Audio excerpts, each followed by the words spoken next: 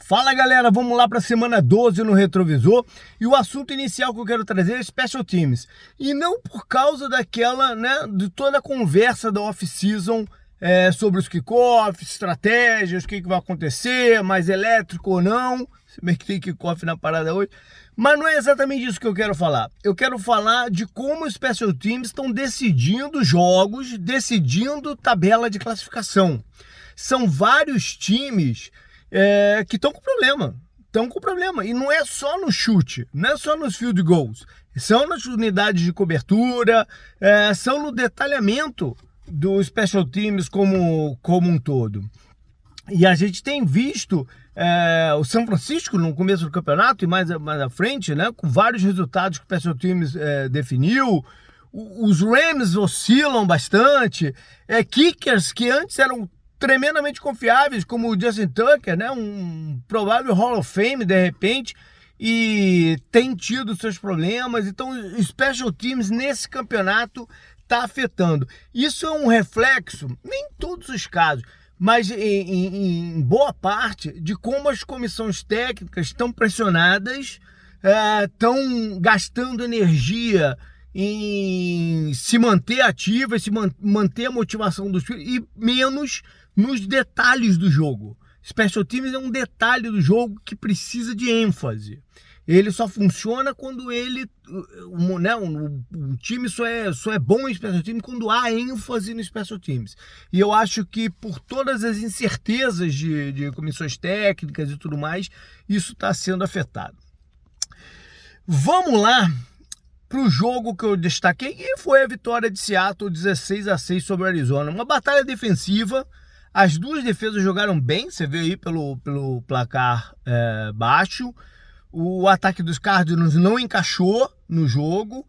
O Dino fez o suficiente para vencerem, com 22 passes completos e 31 tentativas, 254 jardas, 8.2 jardas por tentativa de passe, um touchdown, uma interceptação.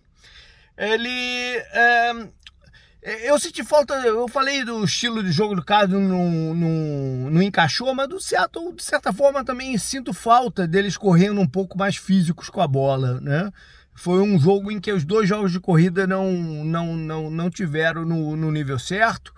Para Seattle, o destaque ofensivo, o grande destaque foi a defesa, mas o destaque ofensivo foi o recebedor do segundo ano, o Smith-Njigba. Zebra, eu fiquei com a vitória do Tennessee lá em Houston, cara. E eu avisei no podcast sobre os dois times. Sobre Houston, que não estava legal. Aquele primeiro tempo contra Dallas foi muito fraco.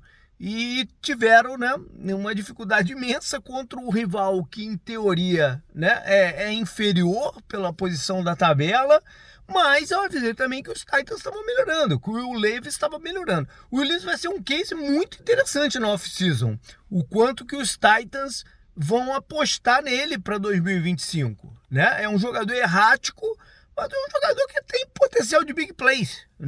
Vai ser muito interessante ver o quanto o Callahan tem confiança em si mesmo em desenvolver um jogador difícil como o Will Levis.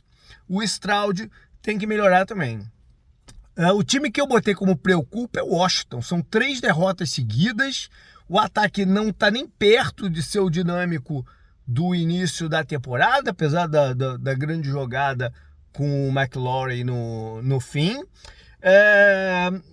O Daniel Skulov, talvez os times tenham aprendido a como conter ele dentro do pocket um pouquinho mais. Agora, nesse jogo contra Dallas foi uma bizarrice, A questão dos special teams foi uma bizarrice total. Eles têm a oportunidade semana que vem contra o Titans, de reverter aí a onda de derrotas, e precisam, porque eles têm um jogo a mais, Eles ainda não tiveram o bye.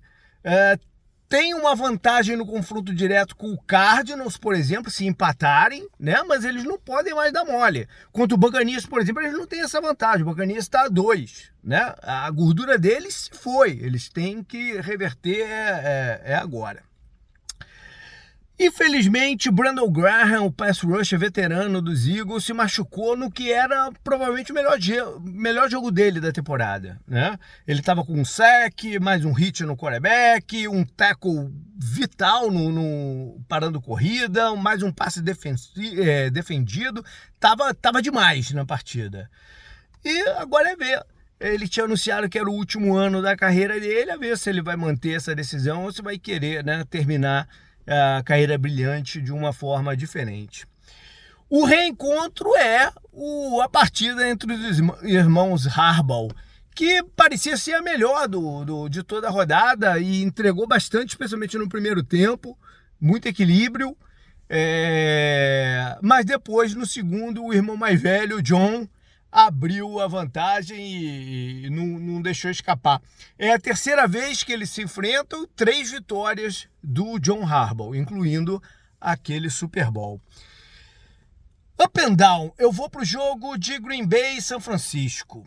McKinney, eu não sei nem se eu já trouxe ele, cara, o safety, mas o que ele está fazendo nessa temporada em termos de interceptação é incrível. Já está com 7. Ainda teve mais passe defendido, tackles na partida, mas enfim. O McKinney é um cara que foi para o mercado por ser considerado um sujeito difícil, né? O Giants não quis renovar com ele. E esse é um erro, às vezes, de times, né, que estão buscando estabilidade, né? Deixar sair um talento como o McKinney por não conseguir administrar ego, administrar a carreira dos caras, mas acontece. E no down, o McCaffrey, né? Um grande craque da posição, do running back, jogador explosivo, dinâmico, mas que nas 3 partidas que fez desde que voltou da lesão, não tem nenhum touchdown ainda no campeonato. Contra os Packers, correu 11 vezes, 31 jardas, 2.8. Adicionou mais 37 em receberam passe, mas é muito aquém do que São Francisco precisa. Bom, o destaque mesmo da rodada, e o ofensivo eu não poderia deixar de trazer o Saquon Barkley, cara, porque ele explodiu, ele detonou a defesa dos Rams.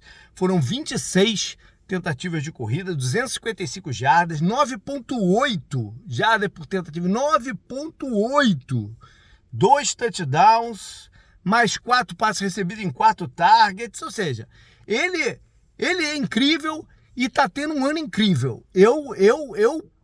Meu voto para MVP no final da temporada, eu vou ter que pensar muito aqui o que eu vou fazer. Claro que meu voto não conta de nada, mas enfim, eu dou ele. Defensivamente, Myles Garrett, né? Apareceu, eu vou buscar o jogo de quinta-feira, nem sempre eu faço isso, mas me deu vontade dessa vez, 3 sacks.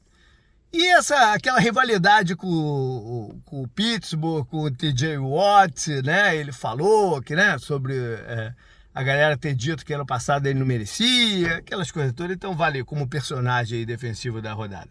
Special Teams, Jerry Tillery dos Vikings bloqueou o chute do Cairo Santos. Segunda semana seguida que os Bears perdem por causa de um chute bloqueado.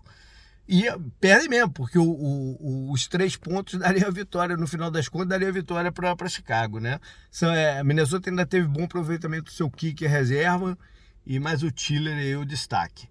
Calor, eu fiquei com o Chop Robinson dos Dolphins. Não é um jogador que eu apostava no processo pré-draft, mas teve um sack e meio, né, nesse jogo contra New England e acumulou então 3.5 nas últimas 4 rodadas. É o que Miami precisa, um jogador dinâmico, né? Vamos ver se ele se consolida como esse cara. E para finalizar, eu vou voltar a Dallas e ao kickoff de 99 jardas do Turpin, que foi muito bacana, porque ele a princípio parece que vai perder a bola, mas ele vê a oportunidade, pega e sai furando o meio da cobertura dos Commanders. O link está lá no site. Valeu, galera. Até o podcast e a semana que vem.